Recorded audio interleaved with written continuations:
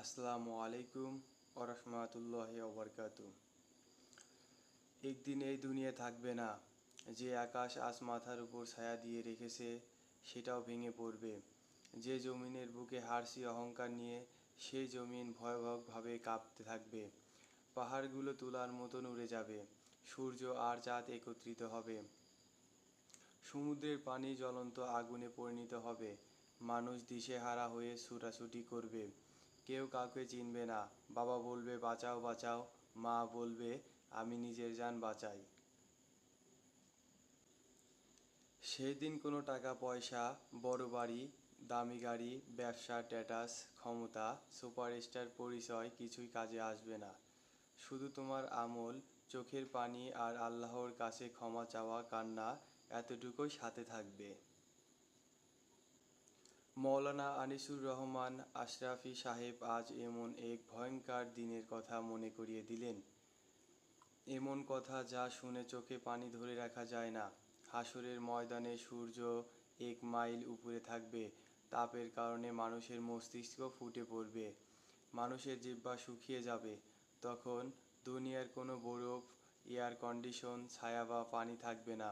শুধু থাকবে আল্লাহর আরশের ছায়া। আর সেই ছায়ার নিচে থাকবে কারা?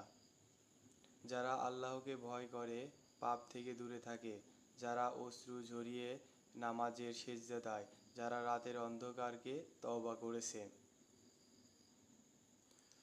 আজও সময় আছে। এখনো গুনাহর পথ ছেড়ে আল্লাহর দিকে ফিরে আসার সুযোগ আছে। এখনো ক্ষমা প্রার্থনা করার দরজা খোলা। কিন্তু জানি না কার জীবনের ঘড়ি কখন থেমে যাবে। সেই ঘড়ি থেমে গেলে আর কোনো সুযোগ থাকবে না। তখন শুধু হাহাকার আর আফসোস। আজকের এই দুনিয়াত মোহ, টাকা পয়সা, লোক দেখানো, প্রেম ভালোবাসা, ফেসবুক, টিকটক, সিনেমা, গান, মেয়ে মানুষের আসক্তিত এসব কিছু ধ্বংস হয়ে যাবে। আজ যে পাপ করে ভাবছো কেউ জানে না। একদিন সেই পাপের বিচার হবে প্রকাশ্যে। হাসরের ময়দানে তোমার বাবা মা, স্ত্রী, সন্তান, বন্ধু বান্ধব সবাই দেখবে।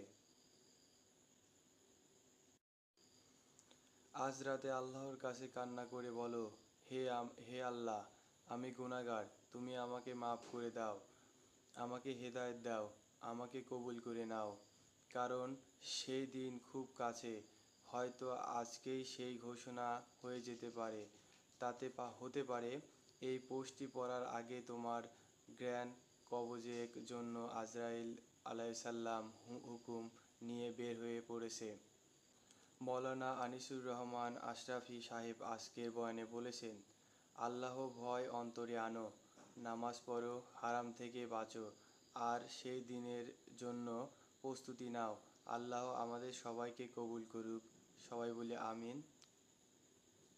আসসালামু আলাইকুম ওয়া রাহমাতুল্লাহি ওয়া বারাকাতুহু।